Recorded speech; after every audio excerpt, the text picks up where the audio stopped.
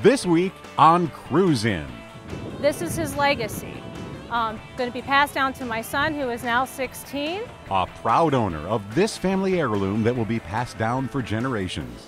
Like the hood ornament, the emblem in the front, those are 24 karat gold. With that much hardware, it's kind of like a rolling Fort Knox. You have a car like this, you polish it, you take care of it, and then you show it. Yep, that pretty much sums it up. Plus, and if you leave a handprint with any oil on there and come back to this panel, let's say 4 hours later, there's going to be a giant rust spot on this panel. The Buckeye guys show you the right way to prep a classic for paint. Cruise-in from Lakeshore Park in Ashtablua, Ohio starts now.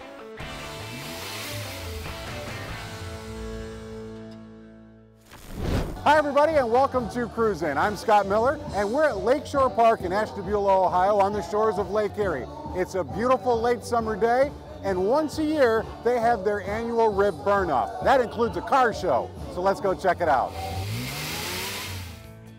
Tell us about how do you arrive at this car? I arrived at this car through my dad. He passed away in 2009 in December. This is his baby. This is his legacy. Going to be passed down to my son, who is now 16, when he's mature enough to handle it and respect it. As far as its trade and its VIN number, it matches my dad's, so really it's in our blood. He originally got it from a neighbor down in Chillicothe, Ohio, who drag raced with her. She had Rally Green with the silver Z stripes. She had a 425 engine in her. So when he got it back from the neighbor, he bought it from him, he wanted everything to be original. Original floor model, up to the color, to the engine. So it had original 302 small block, which are very rare. 5 years it took. She was in the shop waiting for an engine because the body work was being done by our body shop specialists, and it's just good for her to be out now. When you found out that it was the factory white with the stripes, did you say good or I don't know, let's see what it looks like? It took some to get used to, but I kept open-minded on it. The hugest part for me to be open-minded is that when my dad had driven her, it was a standard. It was a 4-speed. So then it got reverted back to an automatic, which is also rare again for the year and it being a Z28. How many years in the making before we see the car the way that it is today? I would give it about 5 years. 5 is our number. It's my birthday number. My son graduates in a couple years. I figured after that, being in 20s, he's going to handle her from there. And respectfully so, he has the same respect as I do for the car. What number would it take to have you sell me that car? It's priceless. It's all blood, passed from blood to blood. And my son is the last in the Gainey name.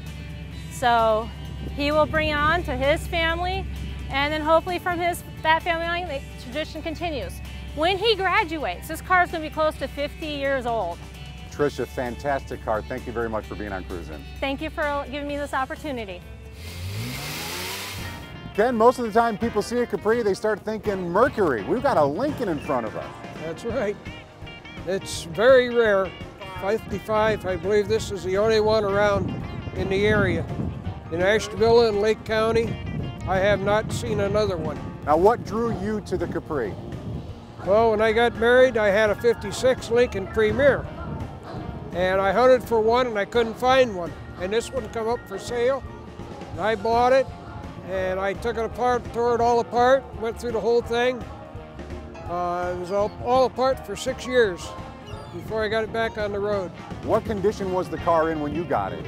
It was in good shape other than it sat down in Alabama for 17 years without being run. So the engine had some rust bits in it and it run good, but when you started it up, you had a cloud of smoke behind you, and I didn't like that. The emblems on the car, like the hood ornament, the emblem in the front, those are 24 karat gold, plated.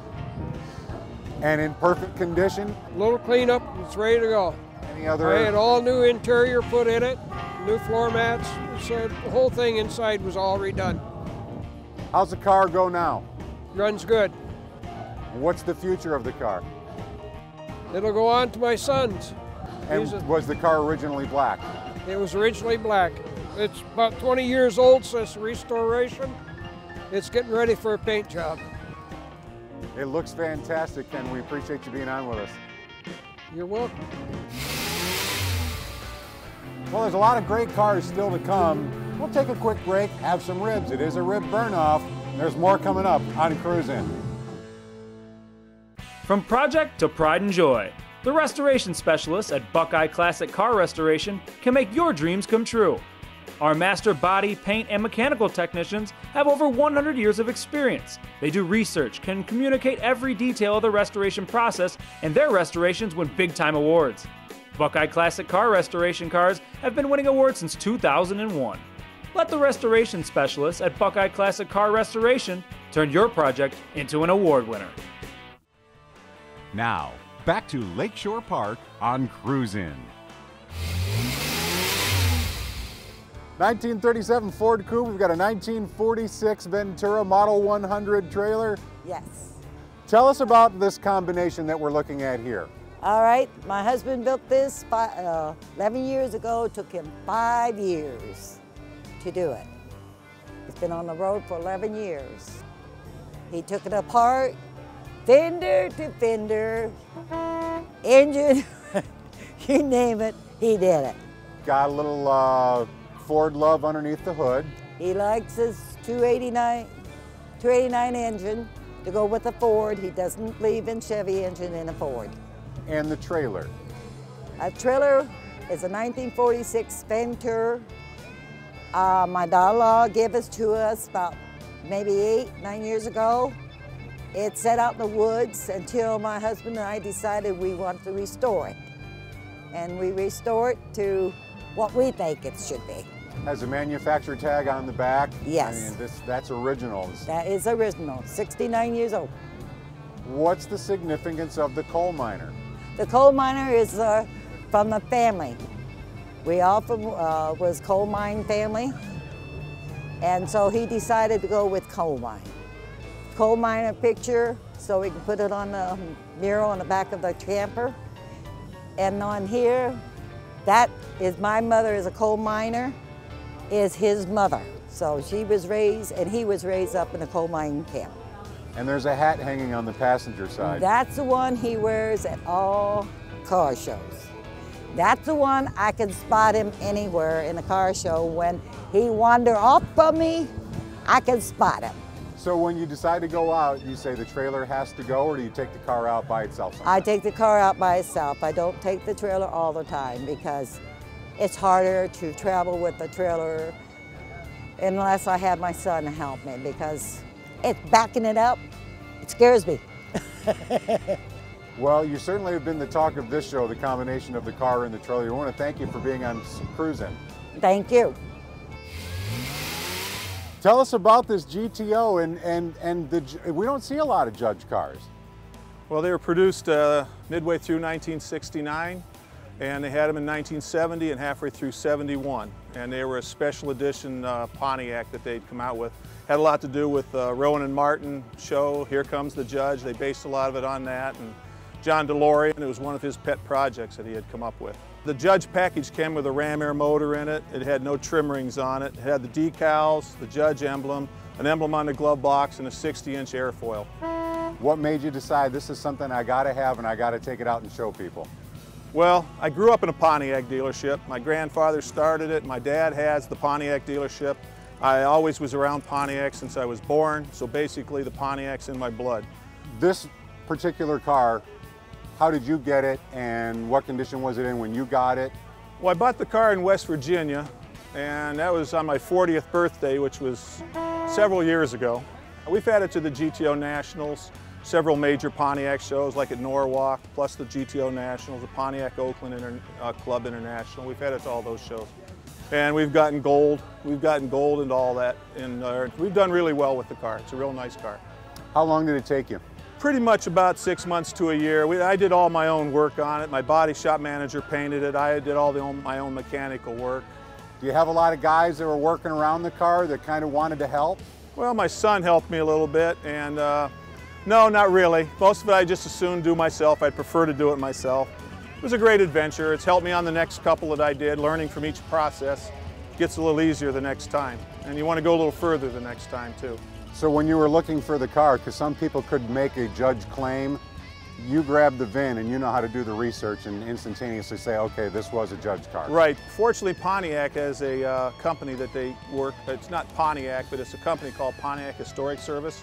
And if you get them the VIN for a small fee, they'll give you the original build sheet from the factory, the original invoice, and that'll verify that it's a judge. And fortunately, Pontiac's one of the few that they're able to do that with, and they can definitely verify, because there are a lot of clones out there. They call clones, and they're real easy to do, because it's nothing body-wise it's any different. But that build sheet's number one thing you got to do when you go to buy a Pontiac. Jack, it's fantastic. Again, we don't see a lot of them. Looks great. Thanks for being on Cruise-In. Thank you very much. Appreciate it. Coming up, is take all this off so the paint manufacturer will warranty the finish on this car. the Buckeye Guys go bare naked. Next on Cruise-in.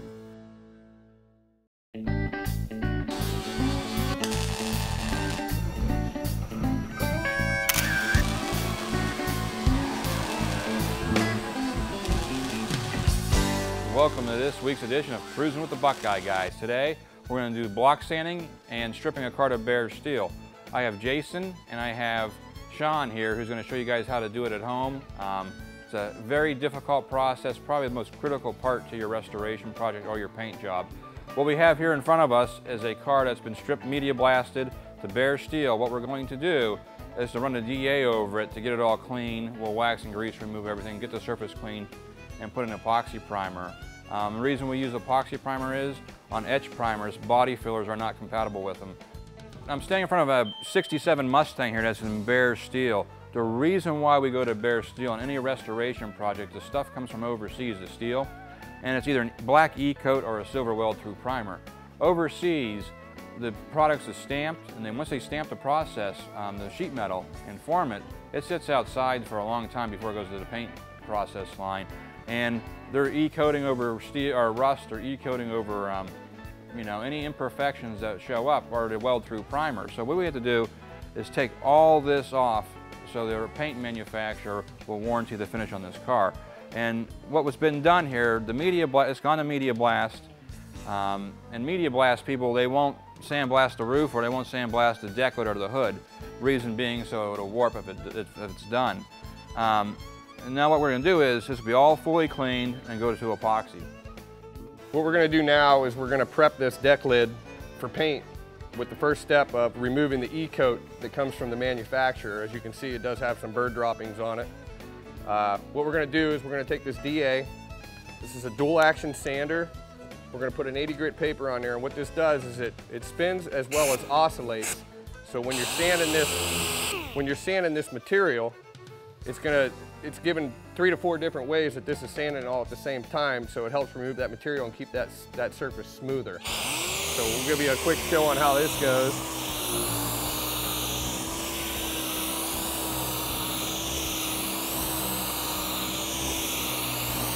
What we're doing is we're removing the E-coat. It's not a very fast process, as you can see, but we want to get down to the bare steel.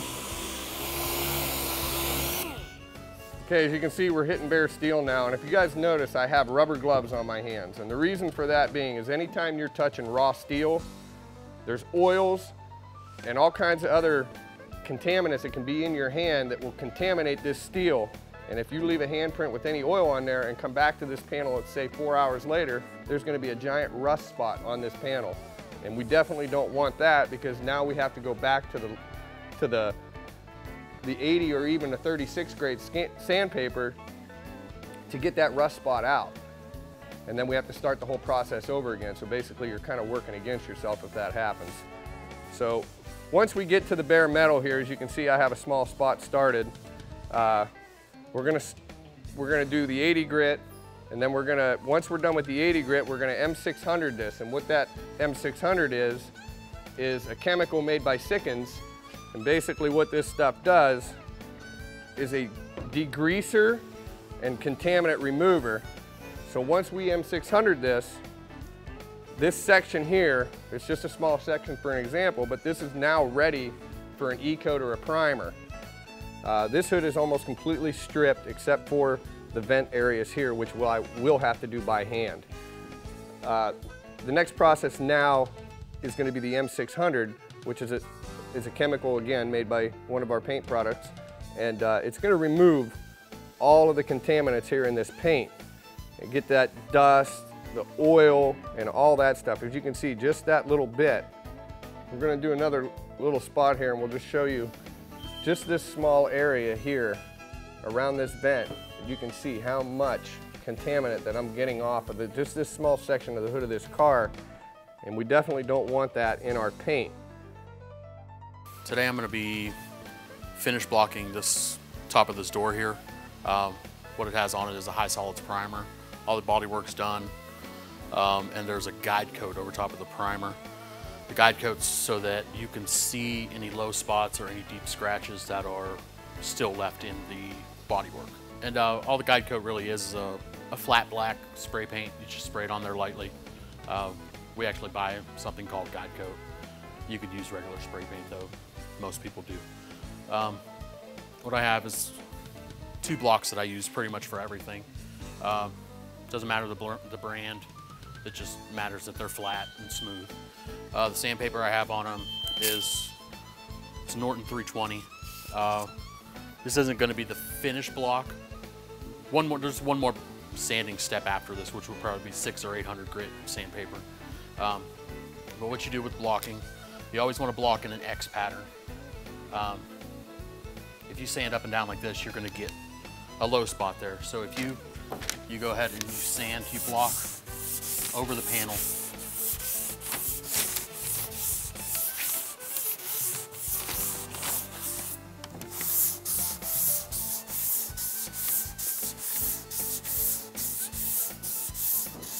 And that's just one pass there, and you could actually see the scratches that are left in the bodywork here.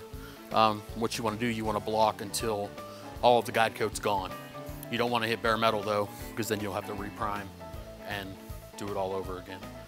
So I'll usually do 3 or 4 passes and then wipe it off and see where I'm at. Check my sandpaper, make sure everything's all good. You can see a lot of the scratches are coming out.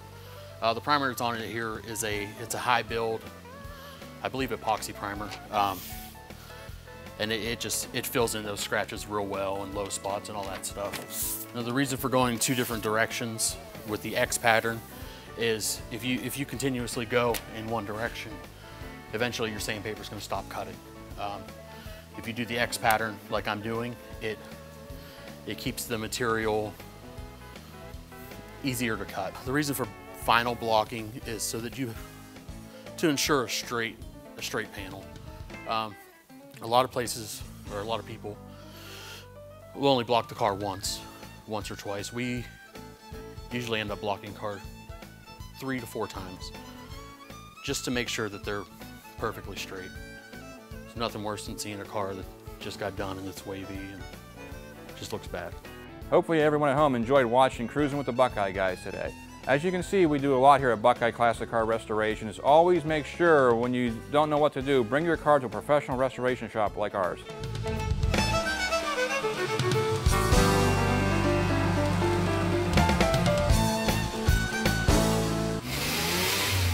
Coming up on Cruise-in. Wide track Pontiac, it drives and rides excellent. And it looks good too. Next on Cruise-in. Welcome back to the Lakeshore Park Rib Burn-Off and Car Show on Cruise-in. How'd you come about this car? I had been looking for one for quite a while. I found this down in Houston, Pennsylvania, approximately 15 to 20 years ago. Time goes quick when you get to be my age. Now, was the car originally from Houston, or? The car was originally from Long Island, New York. It had sat up in Long Island. The fella had it. I understand that he had passed away. The fella in Houston, Pennsylvania picked it up, and he had it sitting in his garage for a number of years. I went down, I looked at it. The rest is history. Okay, you say it sat in a garage for a number of years, so... It was actually a big warehouse that the gentleman had, and it's time for him to get rid of it. And to sell it, he didn't want to sell it, but he had some health problems. His wife had some health problems, and I became the lucky recipient. Now, what kind of condition was it when you got it? When I got it, it was all stock, it was all original. It had some few wear issues. It needed a top and a few other things, but other than that, as far as the chrome, the bright work, the tires, everything was all original, very good condition, very low mileage car for the year. So you didn't have to do a lot to the car to get it in the shape that we see it today. No, I didn't. What I had to do was I did some engine work on it. I did some, just by the car sitting for a while, I did extensive engine work on it, new convertible top, and other than that, the car is like it was. Now you say it's a low mileage car, how many miles? As of now, for the year, the car is 60-some years old. The car was, it's got about 100,000 miles on it. So equating that into the time from 60 to there, it's looking at 55 years. And it equates to less than 10,000 miles a year. Outside of the engine work, is there anything else you want to do to the car? No, it has everything that I wanted on it. It has the Kelsey Hayes wheels on it, which was quite an option back at that time. It was probably the first year that Pontiac offered that the wheels on the car. It came on it, and other than that, the car is completely stock. It's a wide track Pontiac. It drives and rides excellent. How often does it go out? This car probably goes out basically in the summertime, probably maybe once a week for a few miles, and that's about it. And other than that, it's parked in my garage for the rest of the year. You have a car like this, you polish it, you take care of it, and then you show it. Erwin, thank you very much for being on Cruisin'. Love the car. Thank you for having me. Well, we want to thank everybody at Lakeshore Park here in Ashtabula for inviting us out for their burn-off. Now, it smelled great all day, and it looked really fantastic. The cars were great, the weather was beautiful, and we'll see you next time on Cruisin'.